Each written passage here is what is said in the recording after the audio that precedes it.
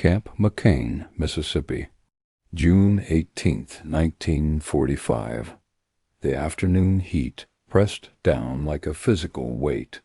Sergeant Robert Hayes sat at a wooden desk in the processing center, sweat darkening his collar, asking the same questions he'd asked 72 times already that day. The interpreter translated mechanically, no longer listening to his own voice. Then a 15-year-old German boy with hollowed cheeks and eyes too old for his face said something that made Hayes's pen stop mid-stroke. "I haven't slept in a bed in 2 years." The words hung in the Mississippi air like smoke. Hayes looked up. The interpreter repeated it, thinking perhaps the sergeant hadn't heard. 2 years. No bed. Just rubble and ditches and bunker floors. Hayes had processed hundreds of prisoners since March. He'd heard stories that would wake him at 3 a.m. for the rest of his life. But something about this simple statement, delivered without self-pity, just fact-hit differently. This wasn't about combat or capture. This was about a child who'd forgotten what furniture felt like. Before we go deeper into what happened when that boy saw his barracks room, I want to ask you something. If this story moves you, hit that subscribe button and drop a comment telling me where you're watching from, your city, your country, your corner of the world.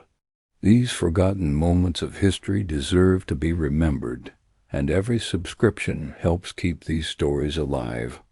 Now let's continue, because what happened next reveals something about human dignity that transcends nationality, politics, or war. The Atlantic crossing had taken 3 weeks. 73 German boys, aged 12 to 16, processed through Ellis Island with the same bureaucratic precision applied to adult posts, then loaded onto trains heading south. They pressed their faces against windows, watching an America that seemed impossibly whole, buildings standing, lights working, people who looked fed. Most of these boys had spent the war's final year scavenging through rubble, attaching themselves to retreating Wehrmacht units, staying one step ahead of the Soviet advance that devoured Germany from the east. They'd slept in basements and blown-out apartments and roadside ditches. They'd eaten whatever could be found: rotten potatoes, grass soup, sometimes nothing.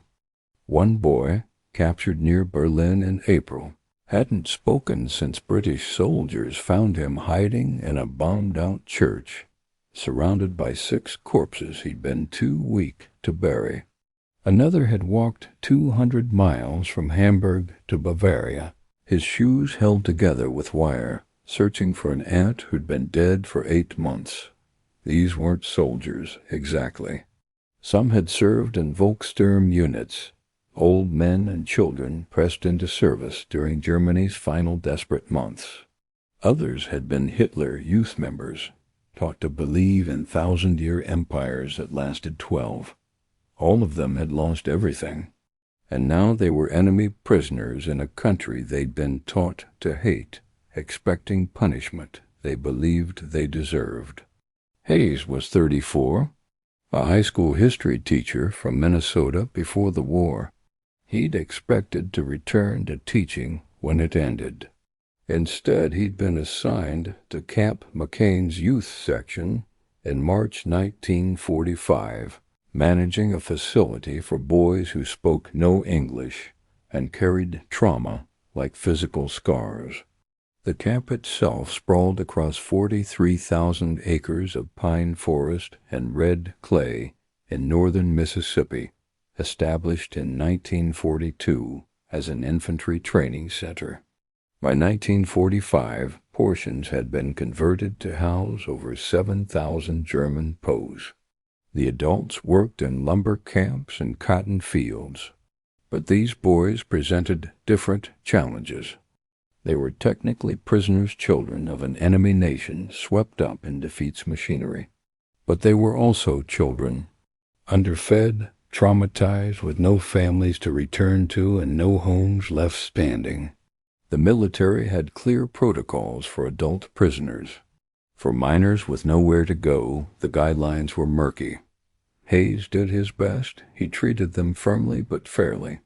He enforced rules without cruelty. He tried not to think too hard about what it meant that America was feeding German boys while their cities burned. When the boy his intake form said Werner Mueller, age 15, Hamburg, said he hadn't slept in a bed in 2 years, Hayes felt something crack open inside him. Not pity exactly.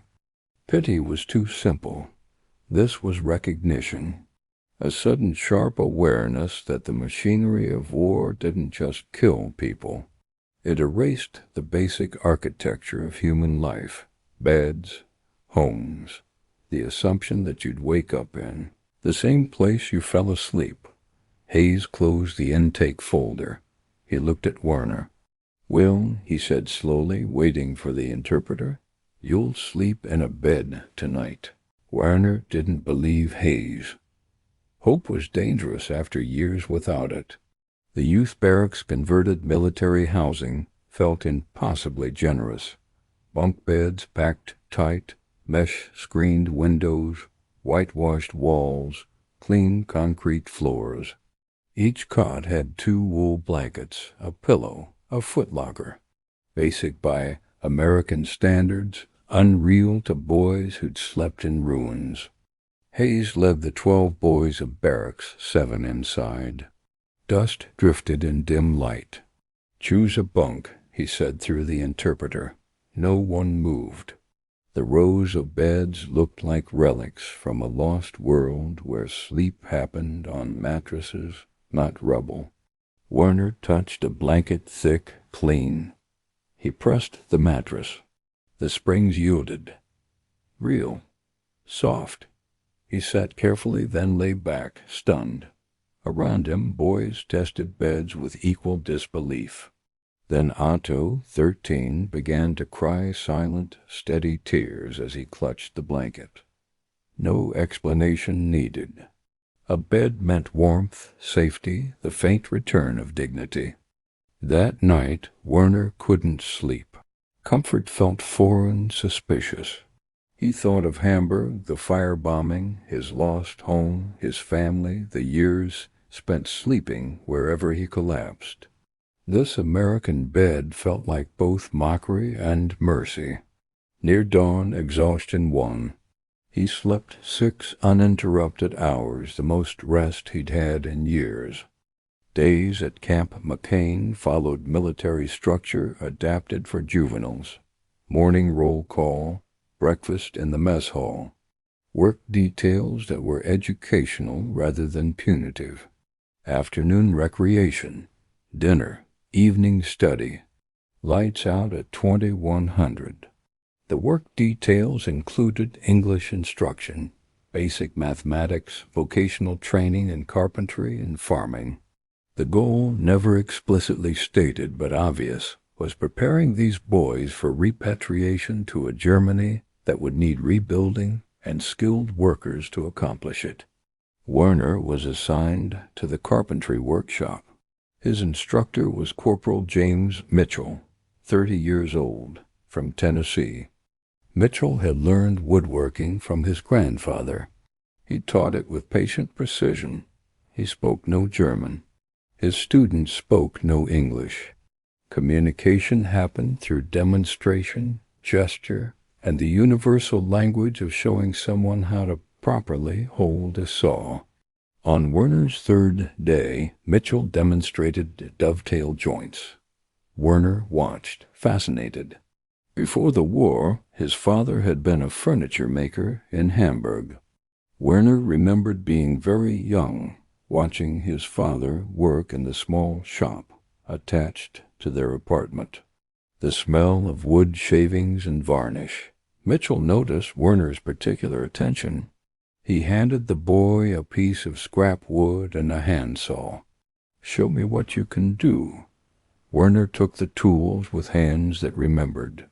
He measured, marked, cut. The motion came back like muscle memory surviving trauma. The cut wasn't perfect.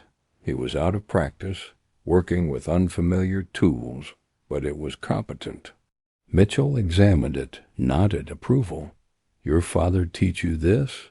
Werner didn't understand the English words, but he understood tone and gesture. He nodded. "Ja, Vader, father, carpenter." Mitchell smiled. "Mine, too." He pointed at Werner, then himself. "Same." It was a small moment, barely worth noting in the vast machinery of post-war processing. But Werner felt something shift. The first recognition that he and his captors might share more than differences. That craft and skill transcended nationality. That love of woodworking created connection across the gap of enmity. Over weeks, Werner began to change. Not dramatically, trauma doesn't heal in neat timelines, but incrementally, in the accumulation of small securities that created space for something beyond survival. He gained weight. The mess hall food was institutional and bland, but it was regular and sufficient. His body began remembering what adequate nutrition felt like. He slept every night in the same bed, same blankets, same space. No waking to bombs. No needing to relocate because buildings were collapsing. Just sleep, 6 to 8 hours nightly. The kind of deep rest that allowed brains to process trauma instead of just filing it away. He learned English slowly, frustratingly, but consistently. Mitchell taught woodworking terms: saw, hammer, nail, joint, brain, measure. By August, Werner could construct simple sentences, could ask for things instead of pointing, could express thoughts beyond immediate needs, and he worked with his hands. The carpentry workshop became his refuge. Mitchell had recognized Werner's talent, giving him increasingly complex projects. By September, Werner was building furniture. Simple pieces, benches, tables, but functional and well-made. Each project felt like reclaiming something his father had taught him, like preserving a connection Hamburg's destruction had tried to sever. One afternoon, Mitchell examined a rocking chair Werner had spent 3 weeks building. The proportions were right, joints were sound. Finish was smooth. Mitchell sat, rocked gently, nodded. "This is good work, professional quality. Your father would be proud." Werner understood enough English now to catch the meaning. His throat tightened. "Father is dead," he said carefully. Mitchell stood, placed a hand on Werner's shoulder. "But his teaching isn't dead. You carry it forward. That matters." Werner nodded, not trusting his voice. He thought about his father's workshop, about watching him work, about the future he'd imagined where he'd learn the trade properly, maybe take over the business someday. That future had been incinerated in Hamburg. But here, in an American prison camp in Mississippi, something of it survived. In October, Hayes called Werner to his office. Werner entered nervously. Authority still meant danger. Hayes gestured to a chair. "Sit, no trouble." He opened a folder Werner's name, his processing papers. "Repatriation is being organized," Hayes said. "You'll return to Germany soon." "Probably December." Werner nodded. Germany meant rubble, no family, no plan. "What will you do there?" Hayes asked. Werner admitted, "I don't know." Hayes leaned back. "Mitchell says you're the best carpenter he's seen in years. Germany will need builders. Before you go, we can train you more. Give you tools, documentation. It might help you find work." "Why help enemy?" Werner asked. "Because the war is over," Hayes said. "Because you're a kid who lost everything. Decent people help when they can." Werner struggled to reconcile this with everything he'd believed. "Thank you," he said quietly. As November cooled, repatriation plans solidified. Werner was scheduled to depart mid-December. The workshop had become his true home. Here he was useful, grounded. A week before departure, Mitchell called him over to a workbench and pulled a tarp from a wooden toolbox dovetailed corners, a fitted interior, and a full set of professional hand tools. "I can't," Werner whispered. "Too much. You earned it," Mitchell said. "Carpenters take care of our own. Go rebuild." Werner ran his hands over the smooth wood. It reminded him of his father's toolbox, lost in the fires of Hamburg. This wasn't replacement, it was continuation. "Danke," he murmured. December 15th. Frost on the grass. 43 boys prepared for transport. Werner carried almost nothing except the toolbox, held with both hands. Hayes addressed them before departure. "You came as prisoners. You leave as young men with skills. Use them to build something better than what was destroyed. Don't carry hatred forward. Remember you were treated with fairness. Build a Germany worthy of that." Corporal Mitchell appeared beside Werner, handed him an envelope. "Open it on the ship." Not before. Werner took it, tucked it carefully into his jacket pocket. "Thank you for everything," he said in English that had improved dramatically over 6 months. "Thank you for learning," Mitchell replied, "for showing that teaching matters. Now go teach someone else." The trucks pulled away at 0900 hours. Werner sat in the back toolbox on his lap, watching Camp McCain disappear into Mississippi pines. He thought about Hamburg, about his father's workshop, about sleeping in rubble and ditches, believing beds were luxuries he'd never experience again. He thought about the American bed in Barracks 7, about Mitchell's workshop, about Hayes treating enemy children with basic decency because doing so was right rather than required. The war had taken everything. These Americans had given back not everything. That was impossible, but something.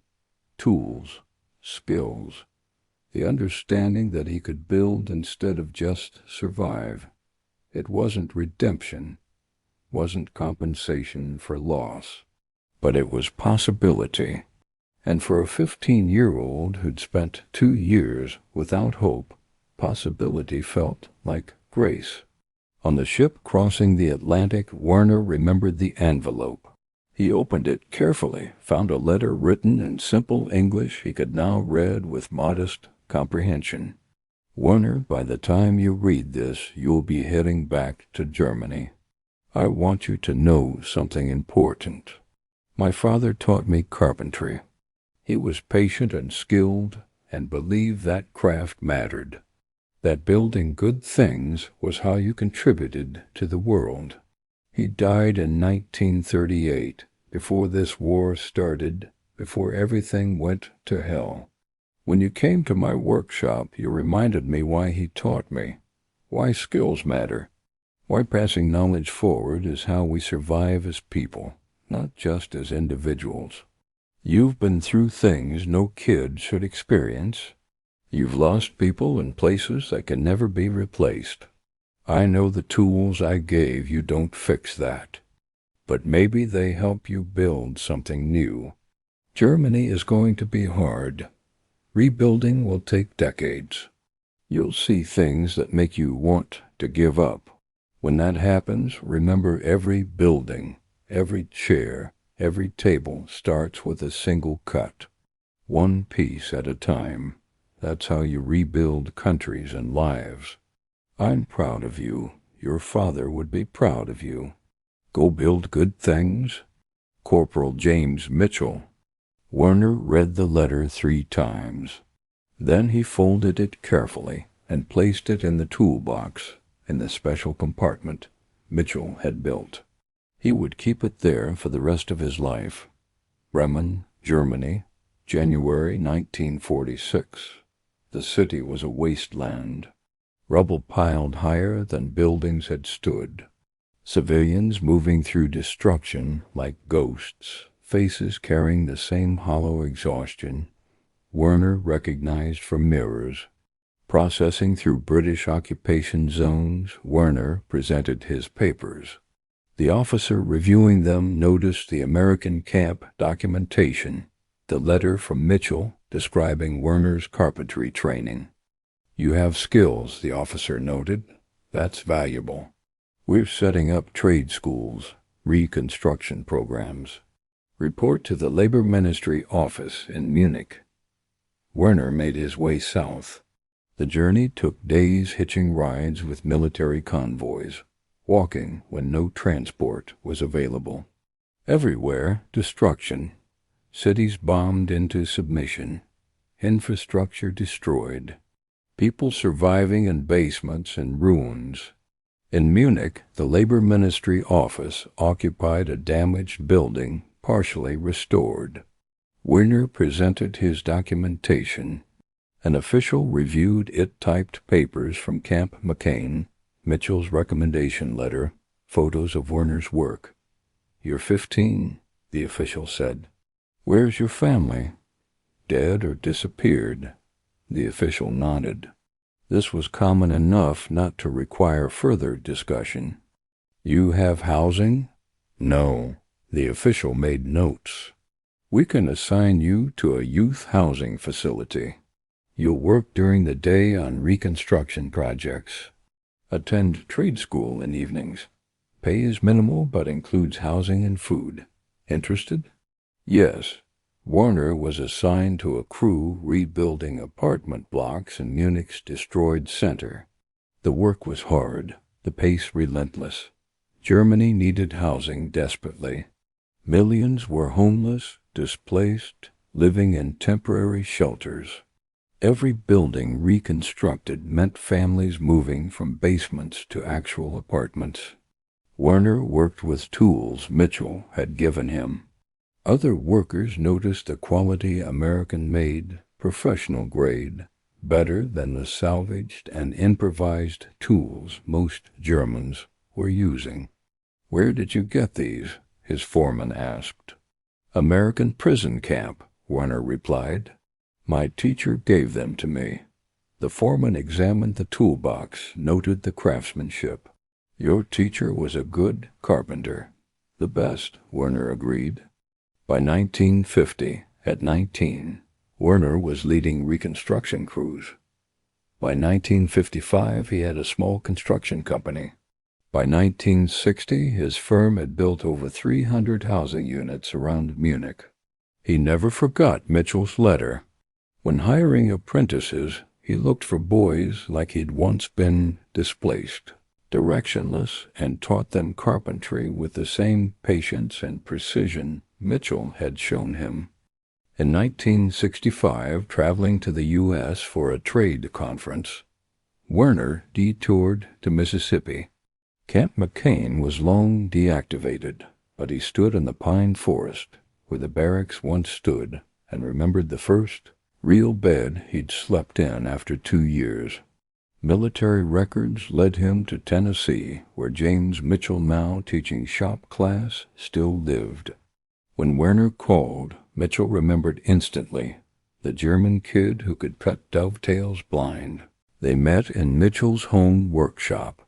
Age had stiffened Mitchell's hands, but his eyes were unchanged.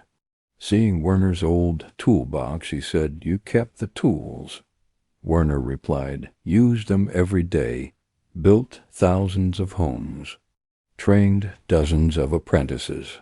Mitchell smiled. "That's what tools are for." To be passed forward, Werner continued building for 3 more decades. His company became one of Munich's most respected.